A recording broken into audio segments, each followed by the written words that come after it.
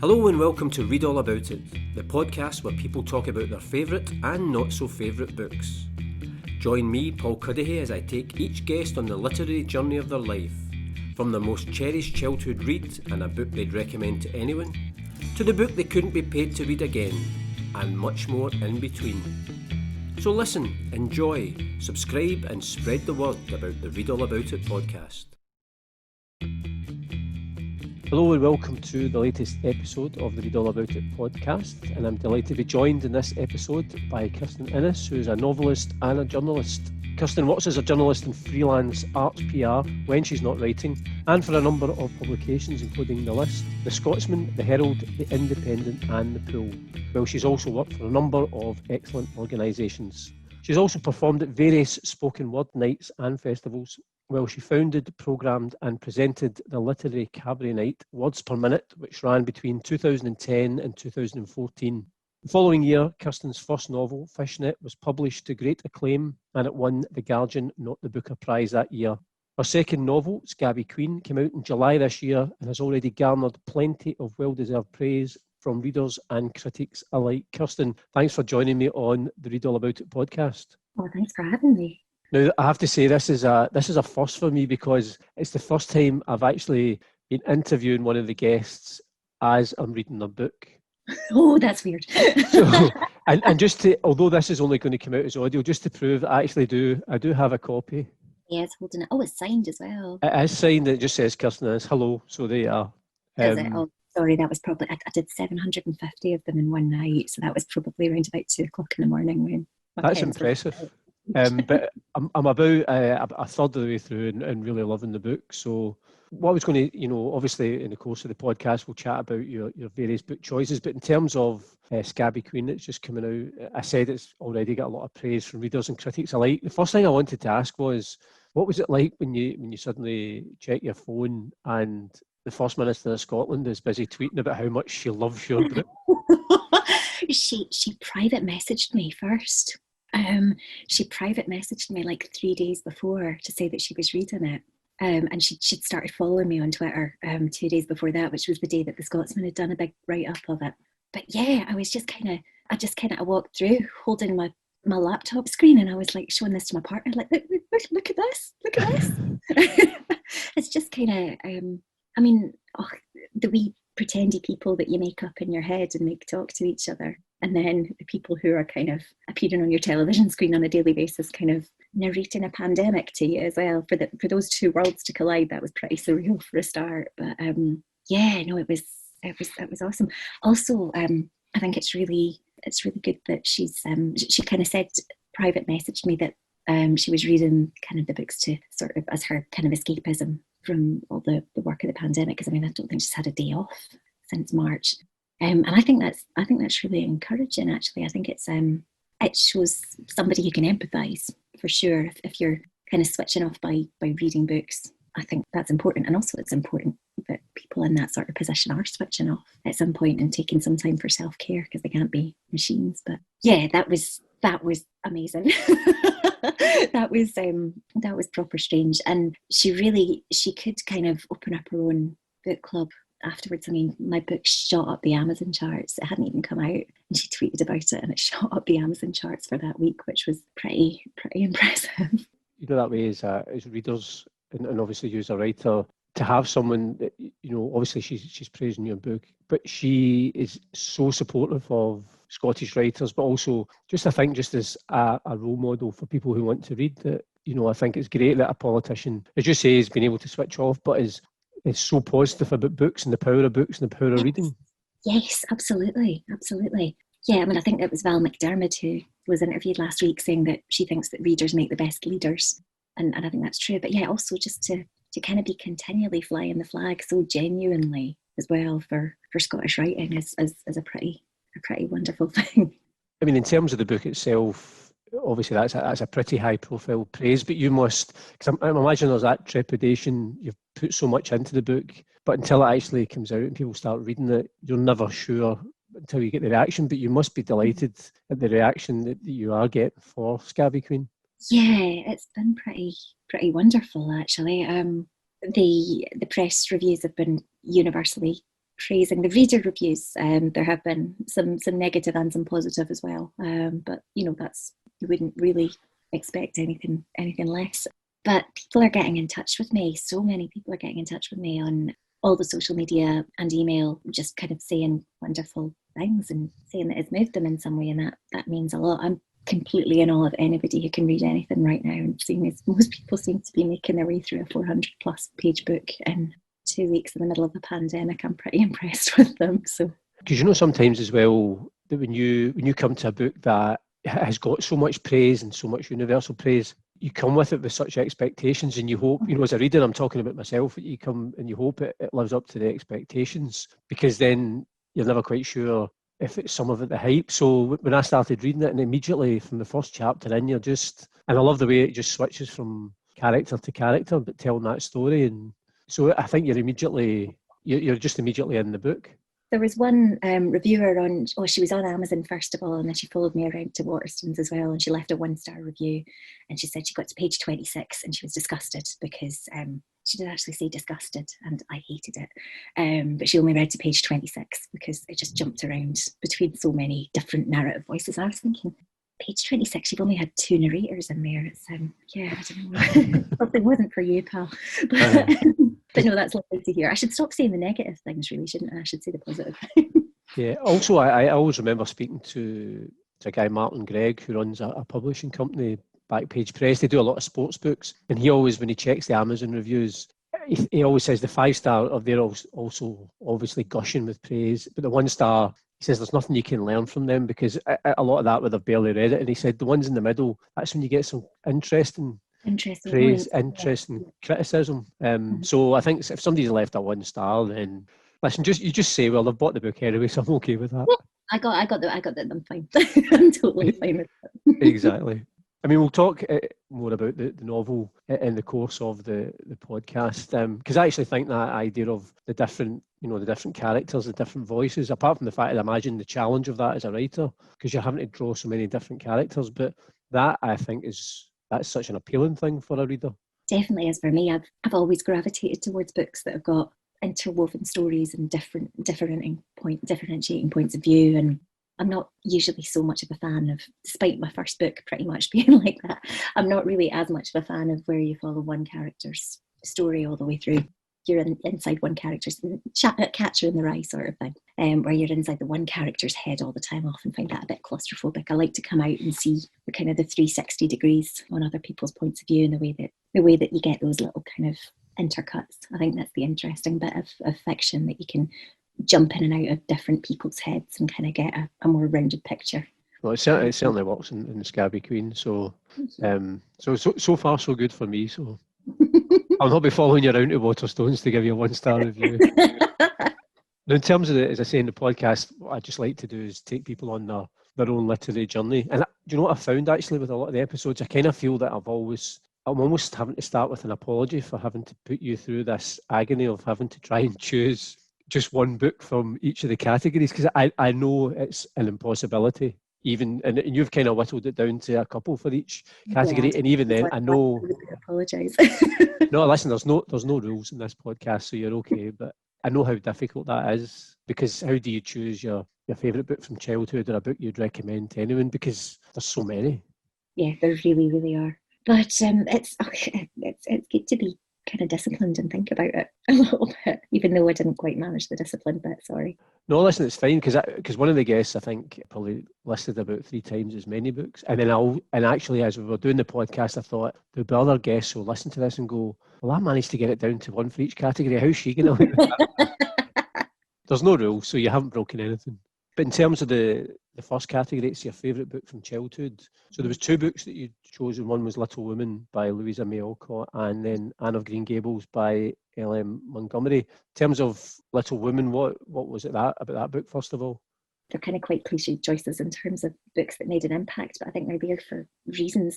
Both of them, I'll talk about kind of both of them together. Both of them are about, they've both got protagonists who live a lot in their imagination, which is what I was doing. I was a big fan of a tragic Victorian / Edwardian story about girls struggling against adversity when I was a kid.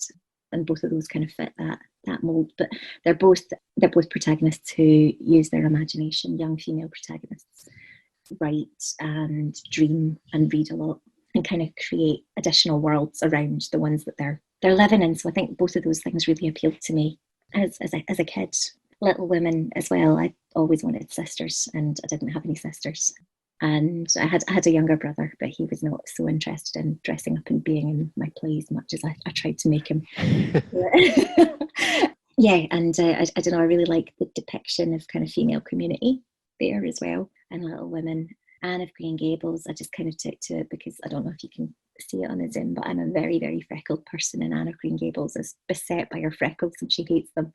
So I kind of empathised with her there at first. But yeah, it's young girls growing into young women who don't kind of settle down and don't kind of, well, they do in the end, both Jo and Anne of Green Gables, but it's the power of the imagination. It's the reading a lot and writing a lot and kind of transforming the world with their imaginations that both of them do. So yeah, that's what did it for me. I mean, in terms of Little Women, for example, have you ever gone back to that book again and read it as an adult, and what was your experience of that? Yeah, I have. Not for a while. I've seen the films more recently, but I mean, I have read, when was the last time I read Little Women? I think I was maybe in my 20s. I'm now about to turn 40. I had seen the film very recently. But I read these books over and over and over again so much. I've always been a very fast reader until the last couple of years. I'm also a big rereader, so I know these kind of texts inside out. Going back to Little Women now, it holds up in a way that some of the books and films that I loved as a kid and a young adult didn't necessarily. Anne of Green Gables I haven't returned to as recently, but my partner and I 10 years ago had a not getting married party and went off on a not honeymoon, and we decided we were going to do a swap of books that had been really important to us, kind of in our prepubescent to teen years. So he read Anne of Green Gables and I read Clive Barker's Magica, and then we had long in-depth conversations about that. Because one of the things when you'd sent me through the list, and particularly with, I remember one of my sisters reading Anne of Green Gables and just loving that when she was younger. But in terms of Little Women, and I've never read the book, and I think probably when I was younger, the idea of me picking up a book called Little Women. Yeah, there's nothing in that title for you, is there? Yeah, but I was curious to think, is it the sort of book I should read now, just to, to see, because obviously it's a book that, a lot of people will quote from when they were younger and read. Obviously the title would have put, I'd say, most boys off venture into its pages. I'm trying to think if it's I don't know. I'm trying to nudge my partner to read it. He says he's going to come and see the film. The Greta Gerwig film is really, really great, actually, what it does with it. Is this the one with Saoirse Ronan in it? Yeah. And what it does is it kind of creates a meta narrative. I'm not totally sure I'm using that term right. But it builds, it kind of plays with narrative bouncing back and forth. It doesn't just present the story straight, and it does that really, really well, I think, really, really skillfully. It's a very good piece of writing and adaptation. So that might be a fairly decent entry point, actually. It's definitely, I was a big Little Women fan. I've seen most of the film adaptations, and that's head and shoulders above them. So maybe start with the film and see how I got on with that. Because I think Anne of Green Gables as well was, I remember again, there was a TV series. I'm not sure if it was the 70s or 80s. 80s it was, yeah. Yeah. Again, I remember my sister watching that religiously. But I've never ventured into Anne of Green Gables either. That's kind of the beginnings of where they segregate, yes, Anne of Green Gables versus, Clive Barker's Magica. But it's funny, I always feel, that way, it's probably more so when you're younger, because you're maybe more self-conscious of, say your friends, you find out what you're reading. But I think as an adult, I never like books that are labelled, particularly by gender, of this is a book for women, this is a book for men. I just think there's books that you like reading and there's books that you don't, and that should be the start and the end point of it. Absolutely. But I mean, I suppose it was just kind of, that was sort of, when was the whole chick lit and ladlit things, that sort of late 90s, early 90s kind of, right about the Bridget Jones rise, wasn't it? I suppose what people were getting worried about, readership dropping off, when they tried to market them however possible. And then there was that weird period kind of about 10 years ago, where every single book cover had a woman with her head, that they'd read somewhere that men weren't reading fiction anymore, and they had to appeal to the middle-aged lady market. And so every single book cover had a woman with her back to the cover, so the reader could project herself onto the pastel landscape. Yeah, I don't know. And I think now they've kind of realised that the people who are buying books are people who love books, so they've gone really kind of, book covers are beautiful these days, aren't they? Sorry, that's a really random tangent there. No, it's true, because I'm a big believer in people judging a book by its cover, because when you go into a bookshop and you think of all the books that are there on the shelves or on tables, you need a book cover that jumps out at you, even before you look at the title and you look at the synopsis in the back page. Absolutely, yeah. Did you have quite a lot of, in terms of your own book cover for Scabby Queen, was that quite a process where you were quite heavily involved in that? Not really. They sent me a first draft, and I felt that the sort of abstracted female face on it was a bit too passive looking to kind of represent Cleo. And then they sent me that draft, and boom, pink and orange, and kind of what I like about it is the lettering's kind of grungy. It's like a sort of zine that you would whip up in a Brixton squat in the 90s, which actually happens in the book. So yeah, that's what I really love about that book cover. Yeah. But I mean, I had a bit more input in my first book's first cover, and then that was a very, very small publisher. Then when that got republished by a slightly bigger publisher, they kind of said, you can have this one or this one, basically. This is the one we think. And then it got republished in America, and they were just like, hi, here's the cover. In terms of Scabby Queen, I think when you walk into the bookshop, it's like, you're right, it's those bold colours that says, here, read me. I know, it's like neon pink and neon orange. It just jumps out. It's awesome. Yeah, that's great. I mean, that's what you want. Yeah, that is a designer called Jack Flagg, by the way, who is amazing. And I think he's only about 28 or something, and he's kind of already winning all these book cover awards. And yeah, he's freelance, and he's really, really good. I don't know who would kind of look at how you would look up a designer's work, but I've seen the other things he's done, and he's really does awesome stuff. But I suppose that even though you maybe don't get a decision in it, it's still your book, so you still want it to be something that you like as well. Yeah, absolutely. Yeah, the first ever proposed cover for my first book, Fishnet, kind of took me by surprise a bit, because I was quite I like to say that I'm very easygoing to be a person to publish and work with, but on that particular point of that first cover I wasn't, and I'm quite proud of that. In terms of the book choices for the podcast, we're on to the second question, and that's kind of favourite book from your formative teenage student years. And again, you've chosen two books here. One is The Trick is to Keep Breathing by Janice Galloway, and the other one is The Prime of Miss Jean Brodie by Muriel Spark. Yes, I read Brodie first, actually. I was going to say, I read The Trick is to Keep Breathing first. It was Brodie I read first. I read it in the spare room of my uncle's house when I was staying over there when I was about 13 or 14, and I just found it. And it had a picture of schoolgirls on the front cover, so I thought, this is obviously for me. I was possibly a wee bit young for it at the time, but it definitely kind of lodged with me. The Trick is to Keep Breathing I read when I was 16, first of all. I was really, really lucky in that as I was kind of putting away the kind of the teenage books and getting interested in adult books, it kind of coincided with this massive flourishing in contemporary Scottish writing. So I was 13 when Trainspotting came out, and then after Trainspotting, everybody wanted to be publishing Scottish writers. So as I was kind of late teens, I mean, Janice Galloway, The Trick is to Keep Breathing was already out, but Ali Smith, A.L. Kennedy, Alistair Gray getting reprinted, and my mum was bringing all these books into the house, and I was just devouring them. But The Trick is to Keep Breathing really, really stuck with me at the time, because I was a very dramatic, slightly depressed, probably for not much of a reason, 16-year-old, and the angst appealed to me. But I keep coming back to that one again and again. And what it does that's so amazing is it makes ordinary, the kind of very quotidian ordinariness of women's lives, this sort of, she makes kind of high art out of laying out an arrangement of biscuits to show your social worker that you're normal, or you're Saturday, getting felt up by your boss on your Saturday job in the bookies, this kind of thing. And also this taking on board of depression and kind of articulating it from a kind of disenfranchised working middle class woman's point of view. She's a working class woman who's kind of working as a drama teacher. She's kind of the first of her family to go to university, I think. And it's a complete explosion on the page as well.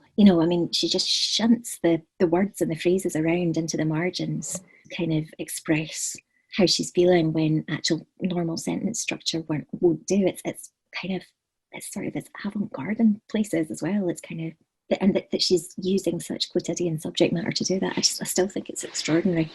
So yeah, that is a book I reread all the time, and it's really, really stuck with me. And it was the thing that I've always taken from it is that the tiny little pieces of life can be, expressed, can be that sort of important to understanding your character, understanding your person and other people, really. Because one of the previous guests on the podcast, she'd actually chosen, I think it was part one of Janice Galloway's memoirs as one of her favourite books, and then said just from that book, it's amazing to see what she came through to become this extraordinary writer. She said it was fascinating because it was kind of giving an insight into her as a person, as a writer, and then obviously she knows her novels, etc. I absolutely adore Janice Galloway. I first interviewed her when I was working as a journalist at The List magazine when This Is Not About Me came out, which I think must have been 13 years ago. I think it was about 2008, 2009, something like that. And I was incredibly nervous. And Granta, her publisher, got her a big room at the Scotsman Hotel in Edinburgh. And she was seated right at the end of this immensely grand hall with all these kind of weird pornographic coffee tables around her.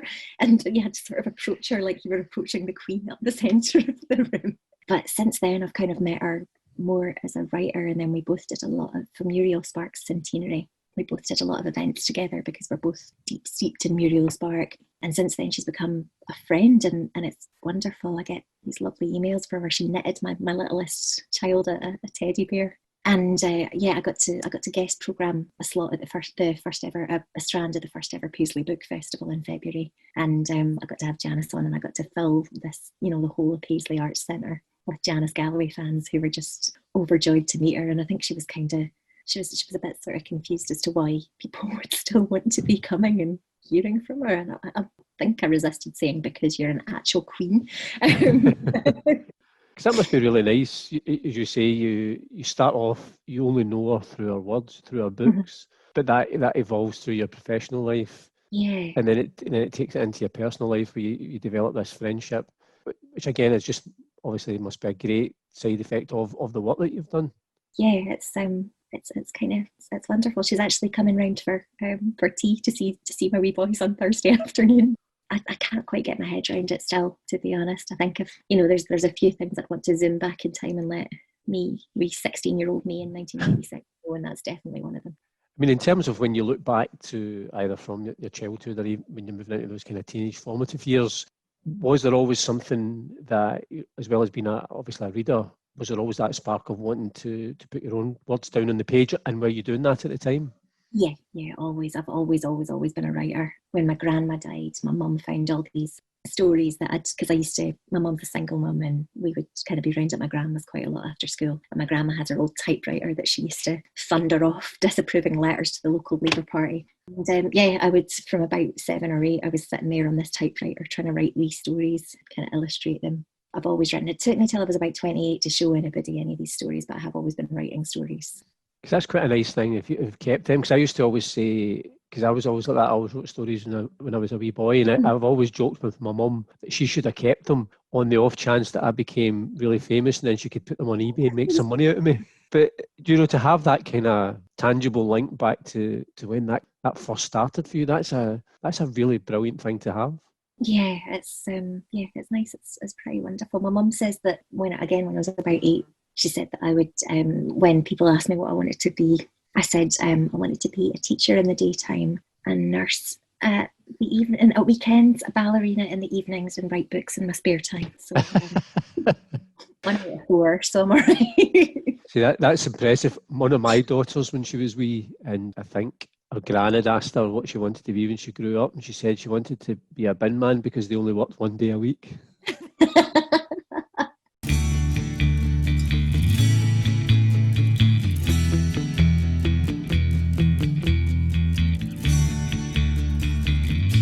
Well, you're listening to the Read All About It podcast with me, Paul Cuddihy, and Kirstin Innes. And Kirstin, we're on to the third question, and that is a book that you'd recommend to anyone. And again, there's a couple of choices here. The first is Lowborn by Kerry Hudson, and the other one is The Panopticon by Jenny Fagan. Lowborn, I read a couple of years ago. It's only been out for a couple of years. I read it just before it came out. I've met Kerry once. I think we were both doing something. For some reason, I think it was Stirling University, some sort of writers thing. I'm not totally sure. And we've kind of chatted on social media a wee bit.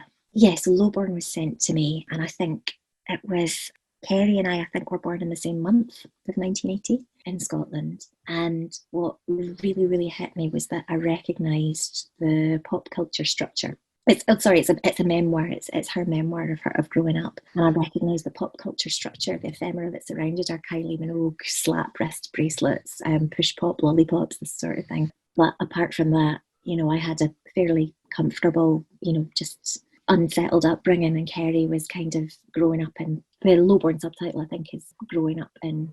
Do you know what? I've got it right here by the bed because I'm trying to get my partner to use it just now. Growing up, getting away and returning to Britain's poorest towns. It's absolutely extraordinary, that book. It's something that I think everybody needs to read. It's not necessarily a joyful or uplifting read, but my God bless her, you really get a sense of her grit and her humour coming through it, and her beautiful kind of empathy and compassion as well. She really does she's come through some horrific stuff, and there's no kind of bitterness in there. She kind of embarks on this as an inquiry, as a quest, but also as a kind of socio-political piece of writing where she goes back to all these towns. Her mother had her when she was very young and kind of brought her from boyfriend to boyfriend, all over. She started out in Aberdeen, but then all over kind of the whole of the UK. She was kind of moving schools sometimes every year. And so what she does is she goes back to each of these towns and looks at them now, and she walks around the schemes that she lived in and the places that she grew up. It's an extraordinary thing. I mean, you can tell that it really would have taken its toll emotionally on her to write it. You can tell that from the book itself.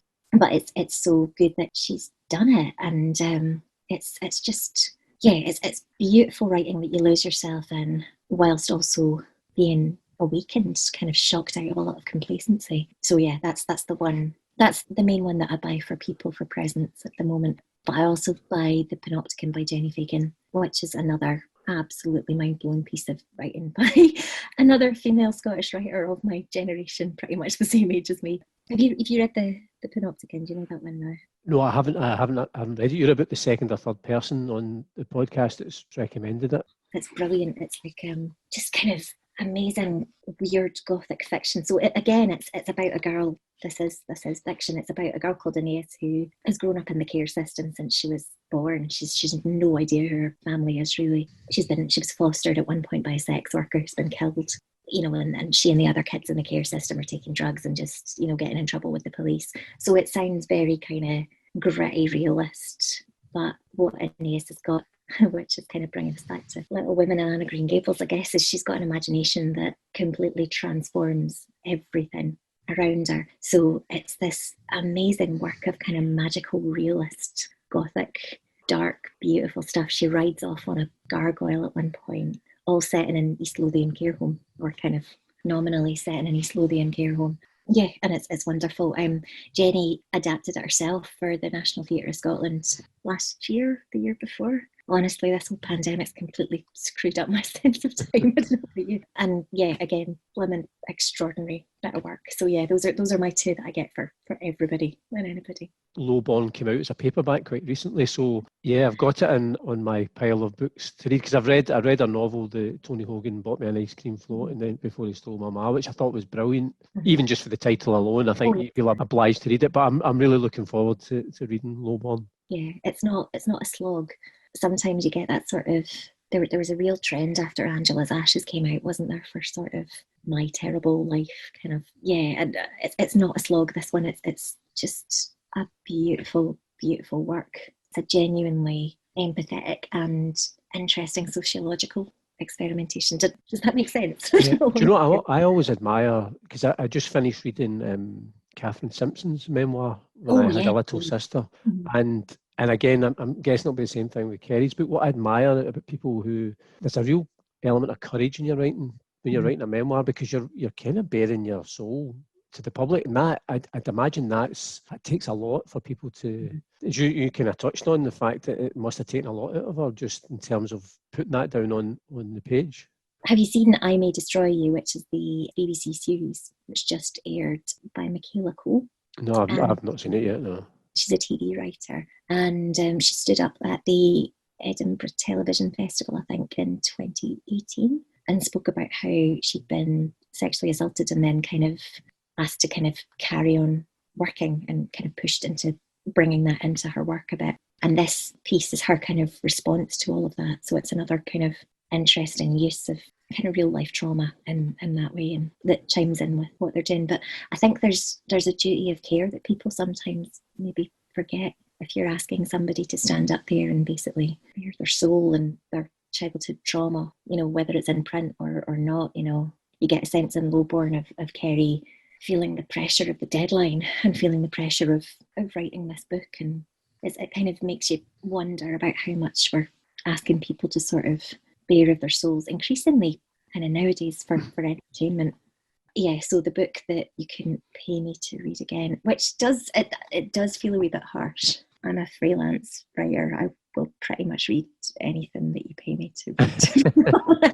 But I'm probably not going to return to Normal People by Sally Rooney. I feel I'm not a big fan of people who do these great big takedowns. I just didn't get it. I kind of feel like I should have got it. I'm not so far out of the target demographic. I don't know. Have you read it, Paul? This one? Do you know what? I did read it actually, but again, I would definitely not be in this, I suppose, that kind of demographic. And it was when the TV series was on, and my wife was watching it, and I didn't really watch it, but I actually couldn't remember a single thing that I had read in the book. It was one of the, you know, like sometimes you read a book and some books make a lasting impression on you and some don't.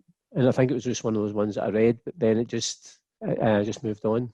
Yeah, I just kind of felt like, I don't know, I read it after all the hype, and I came to it expecting something really exciting, and I kept on trying, and I finished it, and it just felt like a very slight story. I don't know, maybe maybe it's just me, maybe I just don't know. I'm just too old to find the sex lives of university students that interesting anymore. I mean, my sex life was not that interesting when I was a university student, so maybe it's jealousy. I don't know. Because there was a big hype about the TV, because I think the TV series, I don't know if it just came right at the start of the lockdown, or because there seemed to be, again, there was loads of interest in people talking about how great this was, and I just never bothered watching it.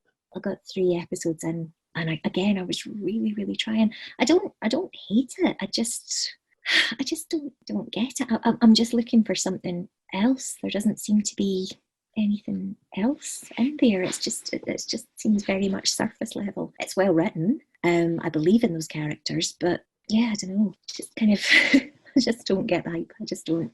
Well, that's the thing about, you know, books, even books that seem to garner universal acclaim or ones that everybody seems to like. You know, it's such a subjective thing that people like. You know, if you don't, you don't. Yeah, absolutely. I feel bad about that. The other book that I said though was Enduring Love by Ian McEwan. No, you could not pay me to read that one again. Just absolutely bloodless. It kind of permeates all of Ian McEwan's stuff and all of his kind of contemporaries like Martin Amis, and that stiff upper lip is so boring. That one's the worst, but Amsterdam's pretty bad as well. I don't know why. I think this was me as an English student thinking that I had to be reading Ian McEwan and needed to understand all of this. But yeah, just that kind of clipped stiff stuff. Not for me. Yeah, because I haven't read it. I kind of read the synopsis just ahead of this recording, and it didn't really spark my enthusiasm. There just seemed to be a time when Ian McEwan was like he was what a novelist was, as far as people were sort of concerned. You know, that was what a novelist was Ian McEwan, and that's what you got in a novel. I remember somebody saying, I have no idea where, I'm never going to pick up another middle class novel of adultery, and that seems to just kind of sum it up for me. Just kind of, yeah, I think I'm more interested in books that are looking at things happening in the world a bit more, I guess. I mean, you mentioned obviously he did win the Booker Prize. I think it was for Amsterdam actually. But I'd mentioned in the introduction that you didn't win the Booker Prize, but you won the Guardian, not the Booker Prize, which it's a pretty big thing. You know, particularly obviously it was your first novel. Obviously they're playing on it with the not the Booker idea, but it's become a big thing in terms of literature and novels. So you must have been absolutely thrilled to win that. I was. It was quite stressful because it's public voting. So you have to be continually, like, I found I was writing emails to people who had said they'd like the book, or like, and just saying, hi, could you vote for me? Could you? It's horrible. It's horrible. But it's not just public voting. They've got a jury as well. So the public vote half, and then the jury votes come in. And they do the jury voting live via Zoom, actually. Even in 2015, they were doing Right, wow. Probably YouTube then. But then you get a mug. You get a Guardian mug. But no, that was a wonderful thing for me. That really kind of set me off. That made my career. I remember my first book coming out, and you think, when you're writing, you think, oh, this is it. I get my book published, that's it. That's me made. And then 2 months later, thinking, I think that might be it. But yeah, so the Guardian or the Booker Prize really made me, and it kind of found me readers. I was kind of I didn't have kids at the time, so I was touring up and down the country, doing performance slots anywhere, Brixton, Manchester, Leeds, all over the place, Belfast, just trying to like get my book physically into as many people's hands as possible. And then, yeah, that came along, and then from there, broadsheets were kind of taking me seriously. My book hadn't been broadsheet reviewed before. And yeah, that seemed to sort of really kind of boost it. It's amazing how these things work. It doesn't feel like it's enough to just write a good book anymore. You've got to write a good book that makes a shortlist or makes a prize or gets noticed in some way to get on the, I don't know. Well, it's different, and I wonder whether this year, because obviously this year has been, for a whole variety of reasons, but certainly in publishing, it's been, it's had such an impact. But I think the other day, the Guardian, from when we were recording, was reporting that is it in September there's going to be something like 600 books being published in the same day, and I feel really sorry because obviously there's going to be lots of big name celebrity memoirs will get all the publicity. You think of there's going to be loads of really, really good novels by maybe first time novelists, or people are they're setting a third book, and it'll get lost in the noise. It's kind of weird actually, because my book was held off, so I understand why they're doing it they couldn't actually physically get the copies out in the warehouses during COVID, because people were saying, well, could you not just launch it, it'll be fine. But no, they can't actually physically get the copies out.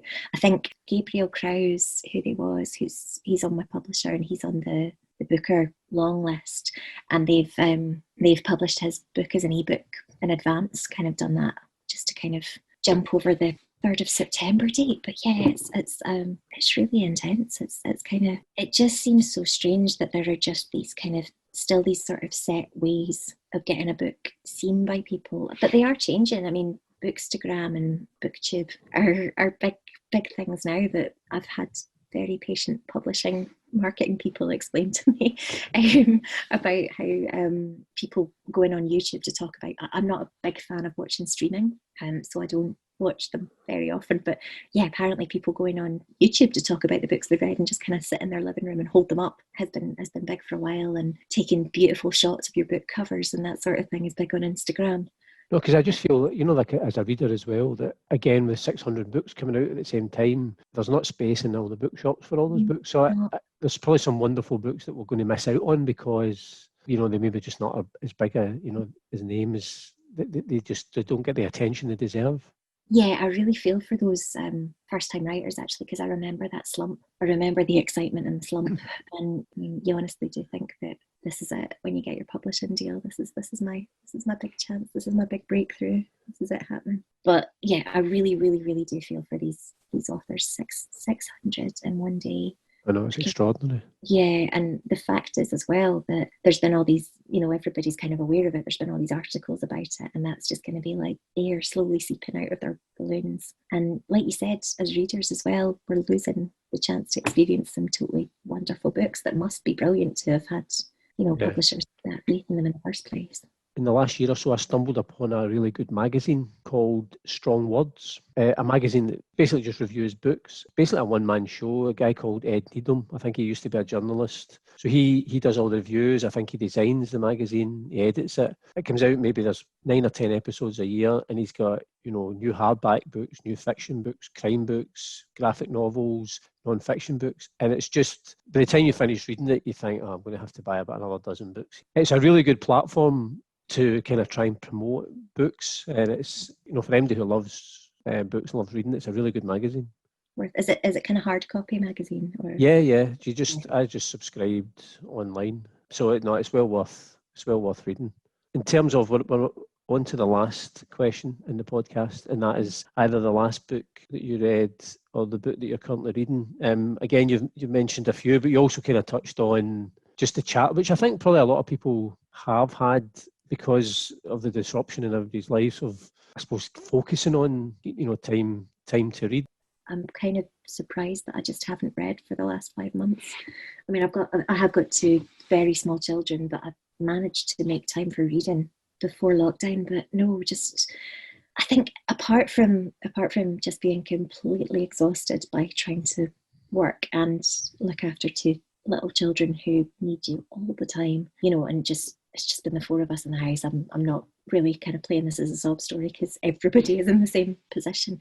I've been feeling a lot of anxiety. I've had to come back onto Twitter to promote my book, and I think probably that's got a bit to do with it. I hate Twitter. I think it's such a mean place, but it feels like it's essential to be, throughout the pandemic, it felt essential to be in touch with what was going on, and what was going on was changing, sometimes hourly. And that suits a kind of a Twitter scroll down. There's another burst and another burst and another burst of information coming. And I just feel like it kind of fragmented my brain away from reading. So I've got 3 books on the go that seem absolutely wonderful. I'm really hoping for a bit more time. We're slowly getting back to normal just now. Childcare starts again this week. So yeah, I'm just hoping for a wee bit more time there to kind of make headspace and just kind of do that. The first day that my mum was able to come through and look after our wee boys for a few hours, I just lay on the sofa and I read Scabby Queen. I read about half of Scabby Queen, which is it's by Douglas Stewart, and it came out I think the same week as my book at the end of July, and it's on the Booker long list as well. And have you heard of that one? It's on my list of books to read because I'm going to be interviewing Douglas next month for the podcast. And again, I've seen so much positive feedback on the book. I'm really excited about reading it. It's great. That's the one I think I'm gonna kind of push most quickly forward with when I get reading time back again. But it's just really kind of wonderfully done. Depiction of, again, I'm quite interested in reading kind of impoverished Scottish childhood stories, I guess. But I don't know. I think it kind of comes back to when I was reading all these books that I read when I was a teenager, the books that I was reading when I was kind of formative, sort of becoming an adult reader, stopping being a teenage reader, stopping reading Sweet Valley High and Poida Horror. Like I said, it kind of coincided with this big boom in Scottish fiction and Scottish working class fiction as well. And that very contemporary set. And that's what seems to be the stuff that chimes most with me. And so Scabby Queen is ticking all my boxes there anyway, but it's just this beautiful story of family love, and I'm feeling it quite strongly as a mother of a wee boy, 2 wee boys as well, which is, I like a book with a lot of empathy. I had first kind of heard rumblings of that book because I think it came out in America. He's obviously based in New York. It came out in America first, and I think it was in the New York Times bestsellers list. And when I read it, and I thought, it's interesting because it's very much steeped in Glasgow working class. But the fact is, it's transferred across the United States, and he's obviously a really good storyteller, but it just shows you that those good stories are universal, I suppose. Yeah, absolutely. It's not just Scottish, not just of Scottish interest. It's a wonderful thing, that book. I want a bit more space to just really have the time to think my way through it. Yeah. I mean, is that a challenge, obviously, again, as a reader, when you've got young kids? I've been there myself, and my kids were wee, but also as a writer as well, because it's trying to get that, I suppose it's that kind of work-life balance, because when they're that age, the demands, and especially during a lockdown, are absolutely constant. Yeah, it really is. It's it's been tiring, but I had a commission for a short story that I've just finished a week late. I never usually miss a deadline because of being a journalist, so I'm kind of feeling the shame about that. It's for a collection called Scotland After the Virus. And I found it quite difficult to get into, to kind of project forward like what Scotland after the virus might conceivably look like. But I also found it incredibly difficult to write about anything sort of large. So I kind of ended up using that sort of what I was talking about, that idea of Twitter, just those tiny wee bits of information coming through to sort of do quite a experimental story for me. I mean, my 2 books have been quite, not experimental because it jumps back and forth between media, but I don't usually muck around with the text on the page, but I've been doing that just to try and get across how it feels. It's been a strange time for everybody, really, hasn't it? In terms of your own writing, once obviously the book comes out, you touched on the fact that there's a lot of publicity that you have to do around that, and whether that's social media, whether it's interviews. Are you able to then take a step back, or are you then thinking about what you want to do next in terms of a novel? Yeah. I did have an idea for a novel, but it was kind of a sort of apocalyptic one. So I might just hold my war on that for a wee bit and see. I turned the first bit of it into a short story for Radio 4 right at the beginning of lockdown, before I was completely exhausted and unable to create those sentences. But yeah, it's I do want to. I've got an idea for something, but it's not as formed as I would like it to be. I did a lot of the kind of mental work for Scabby Queen just when my eldest son was a baby. I used to just put him in the sling. We live out in Renfrewshire, and I used to just put him in the sling and walk in the woods for hours and hours and hours, thinking and making notes on my phone while he was sleeping. And I'm looking forward to being able to get back to the woods again and just have a wee bit of, because you can't really take toddlers to the woods and not kind of be on the lookout for bridges to fall into and nettles and mud and that sort of thing. I do take them to the woods all the time, but it's not the best for inspiration. So yeah, I'm looking forward to just getting out of the house and walking for a long time and seeing what all falls into place. If I have a little bit of time, it's about, I have to kind of create paid spaces. So I have to take on some paid work in order to create some space for writing.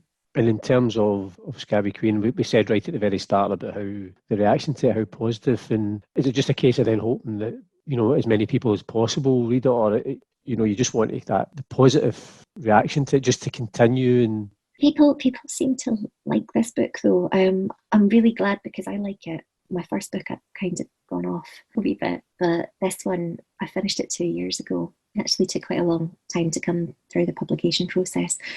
Yeah, I still love it just as much, and I feel, I don't know, maybe I'll never write anything again. I'm quite happy to just leave it there with that one, just because I'm pretty proud of that one. So the fact that people are liking it and they're buying it for, when people like a book, they buy it for other people, don't they? Or they recommend it to other people. That's kind of where, that's the best way in. Yeah, and it's good as well that you managed to beat that rush of 600 novels or yeah down the tracks. Oh man, I feel happy for myself, but I'm still just absolutely horrified for those authors. So, well, listen, I certainly hope it's not the last thing that you write in terms of novels, because I'm sure everybody who's reading it or has read it will already be looking forward to what's next for you. Thank you. Thanks for letting me spraff away. I'm so sorry. I'm so tired. You'll be relieved to know we've come to the end of the podcast. If anybody wants to just check out Kirstin's book choices, go to my website, www.paulcuddihy.com. Every guest has their own page, and I just list all the book choices. Kirstin, thanks for taking the time to talk to me on the podcast, and I've really enjoyed the book chat with you. Oh, thank you. Thank you for having me. Thanks for listening to the Read All About It podcast, and I'd love to hear what you thought about it. You can get in touch via Twitter at readallabout20, on Instagram at readallaboutitpodcast, or you can send an email to readallaboutit@paulcuddihy.com. If you've enjoyed the podcast, subscribe, leave a review and spread the word. If you haven't enjoyed it, say nothing to anybody. But I do hope you can join me, Paul Cuddihy, next time on the Read All About It podcast. And in the meantime, keep reading.